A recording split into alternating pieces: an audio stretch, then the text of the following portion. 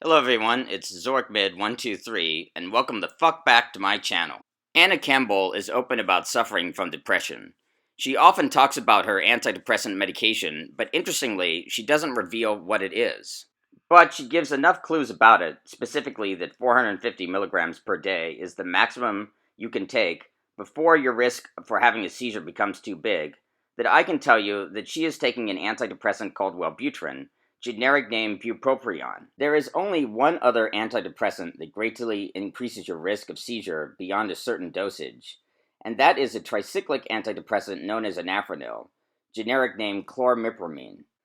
But I can tell that Anna is not taking anafranil for three reasons.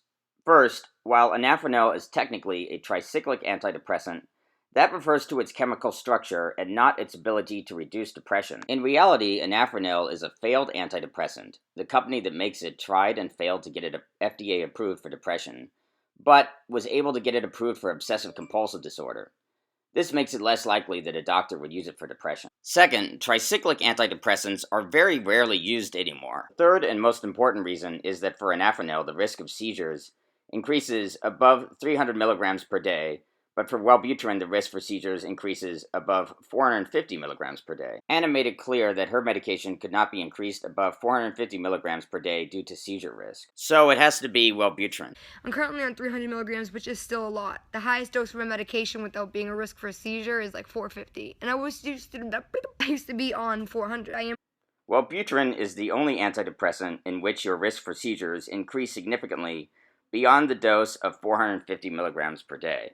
There are three forms of Wellbutrin. Drug companies are notorious for making time-release versions of drugs that are no longer under patent, because if you can make a time-release version, you can get a whole new patent for the time-release version.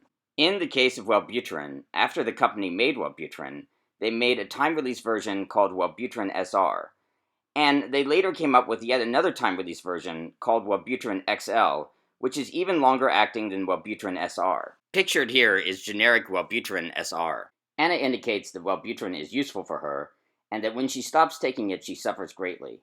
I also take Wellbutrin for depression, but unlike Anna, I'm not so convinced that it does much for depression. Wellbutrin is a norepinephrine dopamine reuptake inhibitor. When it first came out, it was prescribed in the 400 to 600 milligram a day range, but because a lot of people had seizures, it was taken off the market. When it was discovered that it did not cause seizures very often if you use it at 450 milligrams or less per day, it was brought back on the market. The trouble is, most psychiatric antidepressants aren't very effective. There is evidence that the most prescribed antidepressants, SSRIs, also known as selective serotonin reuptake inhibitors, are no better than a placebo. As you can see, Zoloft, a popular SSRI, is only barely better than the placebo, according to drug company research. There is some evidence, according to drug company research, that Wellbutrin is better than Zoloft, but not very much. Wellbutrin doesn't cure depression. It might put a small dent in it at most. Wellbutrin is less likely to cause sexual dysfunctions than SSRIs, however. I went off my medication again. Every 4 or 5 months, I do this. And it's not good. I don't know why I do it. I don't know if I'm forgetting. I don't know. I miss 1 day and I feel fine. I miss 2 days and I feel fine. I miss 3 days and I feel fine. I miss 4 days, I feel fine. Eventually, I just kind of I don't know, stop taking it, I guess. And within a week and a half, I feel it. That shit hits me like a ton of bricks. I will feel fine off of it for the first few days, and then I will just wake up and just feel this intense, overwhelming depression. What she just described sounds a lot like the extreme rebound depression that comes from Wellbutrin withdrawal, and there is evidence that this drug, along with other antidepressants, actually make you more vulnerable to depression than you would be if you hadn't taken these meds. Anna says that this is just her depression coming back, but it could very well be Wellbutrin withdrawal, or a combination of the two. Anna says that this is just her depression coming back, but it could very well be Wellbutrin withdrawal, or a combination of the two. In short, I would not recommend Wellbutrin to anybody.